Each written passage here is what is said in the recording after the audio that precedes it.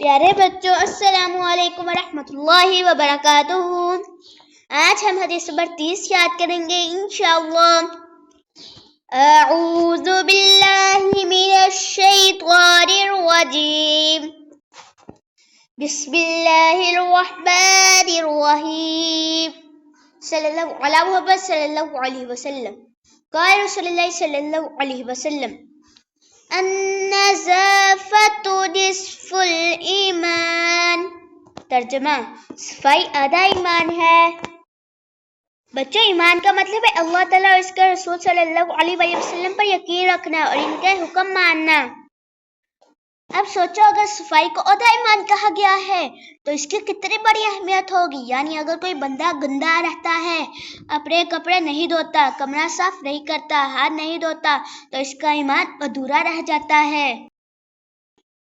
جب ہم کھانے سے پہلے اور بعد میں ہاتھ دھوتے ہیں، یہ صفائی ہے۔ جب ہم دانت صاف کرتے ہیں، یہ صفائی ہے۔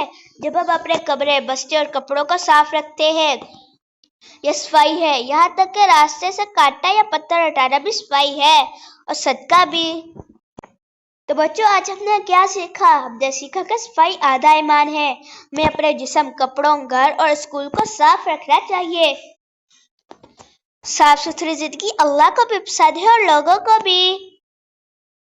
ہمارے پیارے نبی صلی اللہ علیہ وسلم ہمیشہ صفائی کا بہت خیال رکھتے تھے۔ آپ صلی اللہ علیہ وسلم نے فرمایا، اللہ تعالیٰ صاف اور صفائی کو پسند کرتا ہے، اس لیے ہمیں ہر وقت اپنا جسم، کپڑے اور جگہ صاف رکھنی چاہیے تاکہ اللہ بھی ہم سے خوش ہو جائے۔ ایک دفعہ کا ذکر ہے، ایک بچہ اسکول میں ہمیشہ گندے کپڑے اور گندے ہاتھوں کے ساتھ آتا تھا۔ سب بچے اس سے کھیلنا نہیں چاہتے تھے۔ استاد نے اسے پیار سے سمجھایا، بیٹا صفائی ایمان کا حصہ ہے، اگر تم صاف رہو گے تو سب کو خوشی ہوگی اور اللہ بھی خوش ہوگا۔ بچے نے بات مانی۔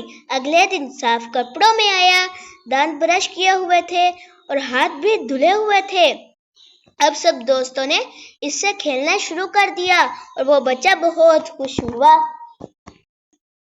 چلو، آج سے اب سب وعدہ کریں گے کہ ہمیشہ صاف رہیں گے اور دوسروں کو بھی صفائی کی عادت ڈالیں گے۔